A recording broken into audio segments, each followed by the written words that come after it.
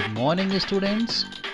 आज हम principle of teaching की एमसीक्यू के पार्ट 6 का वीडियो देखने जा रहे हैं। यदि आपने हमारे एमसीक्यू के पार्ट 1 to 5 नहीं देखे हैं तो पहले आप उन्हें अवश्य देख लें ताकि आपको यह वीडियो और अच्छे से समझ में आ सके। हमारी एमसीक्यू की सीरीज़ का नोटिफिकेशन पाने के लिए चैनल को सब्सक्राइब करें ताकि जब भी हम हमारा नया वीडियो लोड करें आपको आपकी स्क्रीन पर हमारा वीडियो तुरंत दिखाई दे। आपको चैनल को सब्सक्राइब करके बेल आइकन पर प्रेस करना है। हम प्रतिदिन आपके लिए नए वीडियो बनाने की कोशिश कर रहे हैं ताकि आपकी एग्ज़ाम की तैयारी अच्छे से चलती रहे। आज के हमारे टॉपिक का नाम है analysis of syllabus and construction of course. इस वीडियो में हम इस टॉपिक के क्वेश्चन नंबर 1 से लेकर क्वेश्चन नंबर 15 तक कवर करेंगे। तो चलिए शुरू करते हैं आज का यह वीडियो। हमारा क्वेश्चन नंबर 1 है, अभ्यासक्रम कोर्स ऑफ स्टडी कहलाता है। ऑप्शन ए निश्चित समय में अनुदेशीय विषय सामग्री, ऑप्शन बी सुनियोजित तथा तार्किक व्यवस्था, ऑप्शन सी लिखित रूप में विषय वस्तु की रूपरेखा, option D all of these. तो इनमें से सही ऑप्शन क्या होगा आप बताएं। इनमें से सही ऑप्शन होगा option D all of these. चलिए अब हम हमारे क्वेश्चन नंबर 2 पर आते हैं। हमारा क्वेश्चन नंबर 2 है, पाठ्यक्रम अर्थात सिलेबस कहलाता है।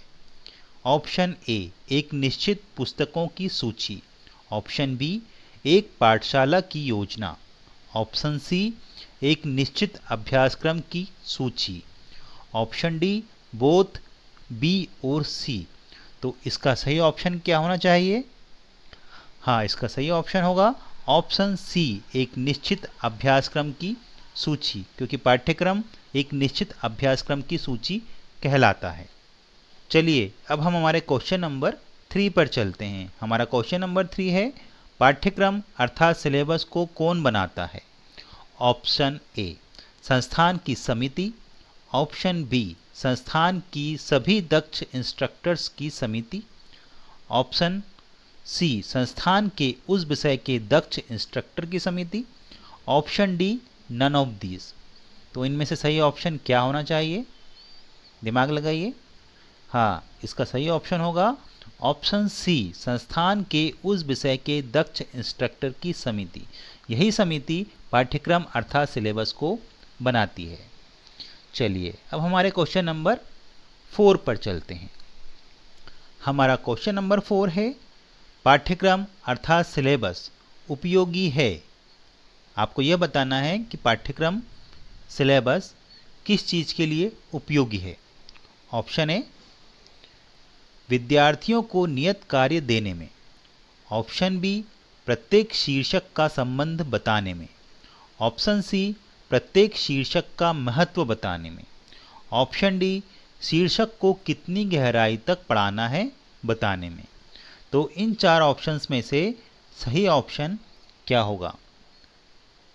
इसका सही ऑप्शन होगा ऑप्शन ए विद्यार्थियों को नियत कार्य देने में। बाकी जो ऑप्शंस हैं वह सिलेबस के लिए उपयोगी नहीं हैं। चलिए अब हम हमारे क्वेश्चन नंबर 5 पर चलते हैं। हमारा क्वेश्चन नंबर 5 है, पाठ्यक्रम अर्थात सिलेबस असमर्थ है। ऑप्शन ए विद्यार्थियों को नियत कार्य देने में, ऑप्शन बी परीक्षा आयोजित करने में, ऑप्शन सी प्रत्येक शीर्षक का महत्व और संबंध बताने में, ऑप्शन डी विद्यार्थियों को प्रायोगिक कार्य देने में। इन 4 ऑप्शंस में से आपको बताना है पाठ्यक्रम असमर्थ है। क्या चीज़ करने में पाठ्यक्रम असमर्थ है? सही आंसर सोचिए। हाँ, इसका सही ऑप्शन होगा ऑप्शन सी प्रत्येक शीर्षक का महत्व और संबंध बताने में पाठ्यक्रम असमर्थ होता है। ठीक है, चलिए अब हम हमारे क्वेश्चन नंबर 6 पर आते हैं। हमारा क्वेश्चन नंबर 6 है, पाठ्यक्रम अर्थात सिलेबस निर्माण के महत्वपूर्ण घटक हैं। सिलेबस निर्माण के महत्वपूर्ण घटक कौन कौन से हैं?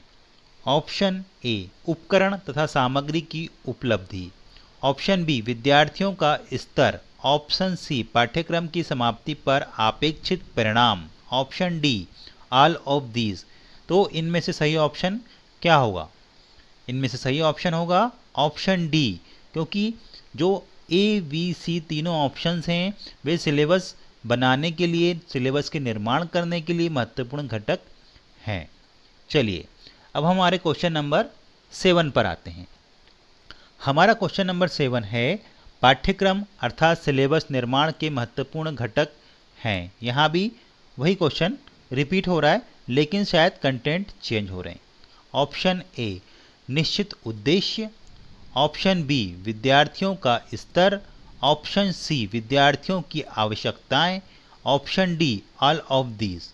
चलिए बताइए इसमें से सही ऑप्शन क्या होगा? हाँ, इसका सही ऑप्शन होगा option D all of these, क्योंकि पाठ्यक्रम के निर्माण में निश्चित उद्देश्य, विद्यार्थियों का स्तर, विद्यार्थियों की आवश्यकताएं तीनों चीज़ें महत्वपूर्ण घटक के रूप में मानी जाती हैं। चलिए अब हम हमारे क्वेश्चन नंबर 8 पर आते हैं। हमारा क्वेश्चन नंबर 8 है ट्रेनिंग प्रोग्राम को निश्चित करने के लिए किसका ध्यान रखा जाता है? ऑप्शन ए आरंभ बिंदु, ऑप्शन बी अंतिम बिंदु, ऑप्शन सी विद्यार्थियों का पूर्व स्तर एवं पाठ्यक्रम की रूपरेखा, option D all of these. तो आपको इन 4 ऑप्शंस में से सही ऑप्शन बताना है। तो इसका सही ऑप्शन क्या होगा? हाँ, इसका सही ऑप्शन होगा option D all of these. चलिए अब हम हमारे क्वेश्चन नंबर 9 पर आते हैं। हमारा क्वेश्चन नंबर 9 है ट्रेनिंग प्रोग्राम किसको ध्यान में रखते हुए निश्चित किया जाता है? ऑप्शन ए विशिष्ट उद्देश्य को, ऑप्शन बी मासिक अनुसूची को, ऑप्शन सी दैनंदिनी अनुसूची को, ऑप्शन डी प्रस्तुतिकरण को। इसका सही ऑप्शन होगा ऑप्शन ए विशिष्ट उद्देश्य।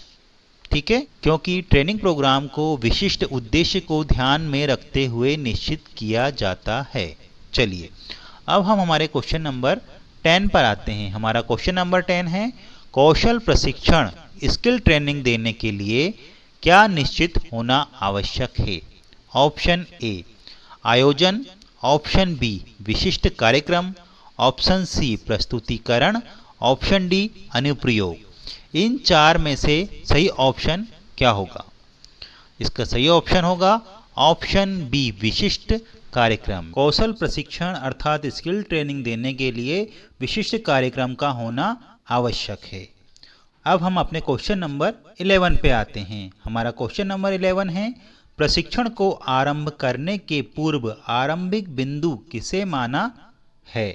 ऑप्शन ए विद्यार्थी की भाषा को, ऑप्शन बी विद्यार्थी की आर्थिक स्थिति को, ऑप्शन सी विद्यार्थी की पात्रता को, ऑप्शन डी विद्यार्थी की श्रेणी को। तो इसका सही आंसर सोचिए आप क्या हो सकता है?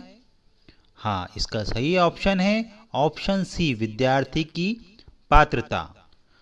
चलिए अब हम हमारे क्वेश्चन नंबर 12 पर चलते हैं। हमारा क्वेश्चन नंबर 12 है किसी भी प्रकार के प्रशिक्षण को आयोजित करने में कौन से शब्द महत्वपूर्ण नहीं है? ऑप्शन ए अभ्यासक्रम, ऑप्शन बी पाठ्यक्रम, ऑप्शन सी समय सारणी, ऑप्शन डी उद्देश्य। इन चारों में से आपको महत्वपूर्ण शब्द नहीं है को चुनना है। तो इसका सही ऑप्शन क्या होगा? इसका सही ऑप्शन होगा ऑप्शन डी उद्देश्य। ठीक है, चलिए अब हम हमारे क्वेश्चन नंबर 13 पर चलते हैं। हमारा क्वेश्चन नंबर 13 है अभ्यासक्रम अर्थात करिकुलम कहलाता है। ऑप्शन ए मौखिक रूप से प्रस्तुत विषय वस्तु की रूपरेखा, ऑप्शन बी लिखित रूप से प्रस्तुत विषय वस्तु की रूपरेखा, ऑप्शन सी बोथ ए और B, option D none of these. तो इनमें से सही ऑप्शन क्या होगा? हाँ, इसमें सही ऑप्शन होगा ऑप्शन बी लिखित रूप से प्रस्तुत विषय वस्तु की रूपरेखा। तो ये इसका सही ऑप्शन है। चलिए अब हम हमारे क्वेश्चन नंबर 14 पर जाते हैं। हमारा क्वेश्चन नंबर 14 है अभ्यासक्रम अर्थात करिकुलम है। ऑप्शन ए किसी विषय के अध्ययन के लिए सामग्री का संगठन, ऑप्शन बी किसी विषय के अध्यापन के लिए सामग्री का निष्प्रयोजन, ऑप्शन सी बोथ ए और B, option D none of these. तो इन चारों में से क्या सही ऑप्शन होना चाहिए? इसका सही ऑप्शन होगा ऑप्शन ए, किसी विषय के अध्यापन के लिए सामग्री का संगठन। चलिए अब हम हमारे क्वेश्चन नंबर 15 पर आते हैं। हमारा क्वेश्चन नंबर 15 है, पाठ्यक्रम अर्थात सिलेबस कहलाता है।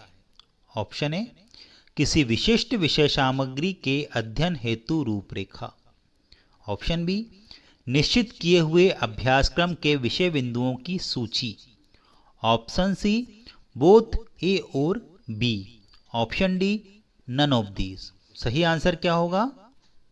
इसका सही आंसर होगा ऑप्शन सी बोथ ए और बी, क्योंकि पाठ्यक्रम में किसी विशिष्ट विषय सामग्री के अध्यापन हेतु रूपरेखा आवश्यक है और साथ में ही निश्चित किए हुए अभ्यासक्रम के विषय बिंदुओं की सूची भी आवश्यक है। इन सबको मिला के पाठ्यक्रम बनता है।